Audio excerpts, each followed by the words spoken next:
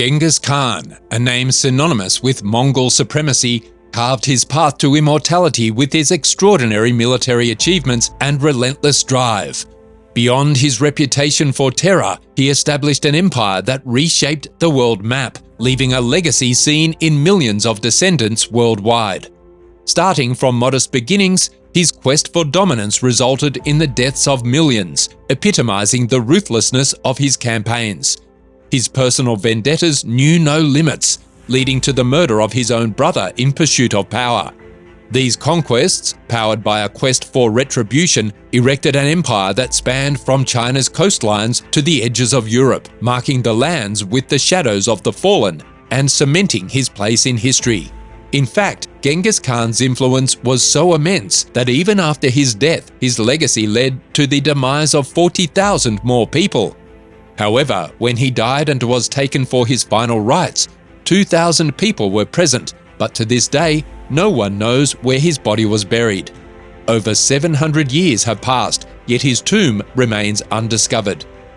The story begins in the 13th century, specifically in 1201, when Genghis Khan started conquering small tribes across Mongolia to expand his power.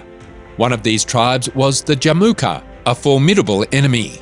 Legend has it that during a battle with his half-brother Tangut, an arrow suddenly struck and grazed Genghis Khan's neck, making him feel like he had seen his death.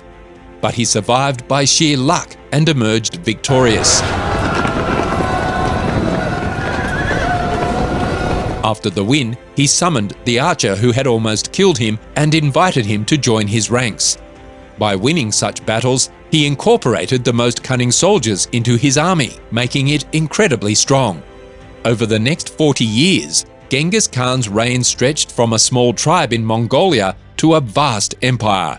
Eventually, his eyes fell on the Tangut Empire, also known as Western Shah, a region mainly composed of agricultural communities famous for rice production.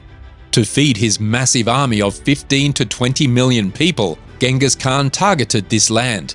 This region wasn't just capable of fulfilling his army's needs, but also promised to strengthen the Mongol Empire economically.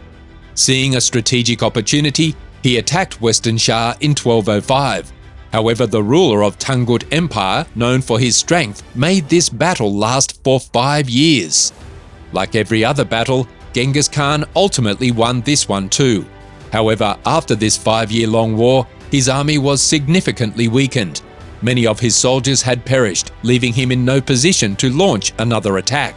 Despite the victory, the people of Western Shah were not willing to listen to him and frequently defied his orders. One day, when Genghis Khan requested some soldiers from Western Shah, they refused him once more. This rejection filled him with such intense humiliation that he decided to attack Western Shah again, but this time with the intent not to subdue them, but to utterly destroy them. Friends, we know that Genghis Khan was known for being cruel and ferocious, but he was also incredibly wealthy. Adjusted for inflation, his fortune would be valued at around $120 trillion today. His empire expanded massively, driven by his insatiable thirst for revenge. As he advanced, cutting down every soldier of Western Shah, his rage blinded him to an oncoming arrow, which struck him in the knee. Yet the pain from the arrow was nothing compared to his burning desire for retribution. Ignoring his injury, Genghis Khan continued to fight, pushing forward despite his wound. Fortunately, the Mongols eventually won the battle, but their joy was short-lived. Genghis Khan's wound began to worsen and he gradually succumbed to the injury. His injury became severely infected and he was bedridden. He couldn't return to his empire, his health deteriorated rapidly. In a twist of fate, the vengeance he harbored against Western Shah ultimately led to his demise. The battle that began with a thirst for revenge ended with the echoes of Genghis Khan's death. After the war, he succumbed to an infection from his wound at his own camp. However, the bloodshed didn't end there. Another 40,000 lives were still to be claimed. Before dying, Genghis Khan had detailed instructions for his funeral rites, adhering to Mongol tradition. He specified that his tomb was to remain a secret, ensuring that no one would discover its location. As his body was transported from the battlefield to his homeland, His soldiers executed every person, animal, and living being that crossed their path. Upon arrival in his homeland, an invitation was sent out to 2,000 people to attend his final rites. But this was no ordinary invitation, it was a call to death. Yes, you heard it right. People were invited only to be killed. Who these people were and why they were chosen remains a subject of historical inquiry. To erase any trace of the burial site, the soldiers had 1,000 horses trample the ground to make it look like ordinary land.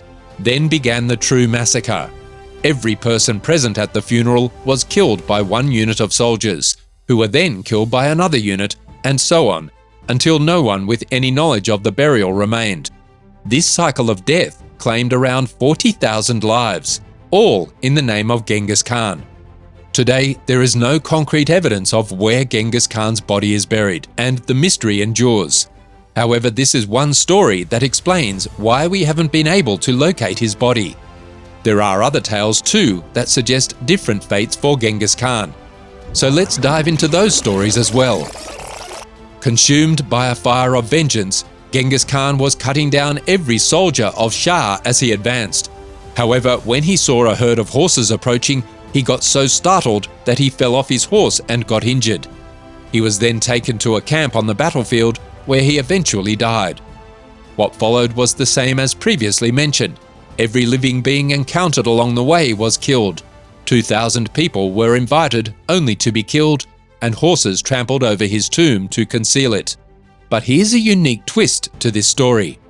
After the horses had trampled the site, the soldiers diverted a river over his grave. This strategy served two purposes. First, no one would dive deep into a riverbed to search for a grave, and second, it made the grave virtually undetectable. Then the killings resumed.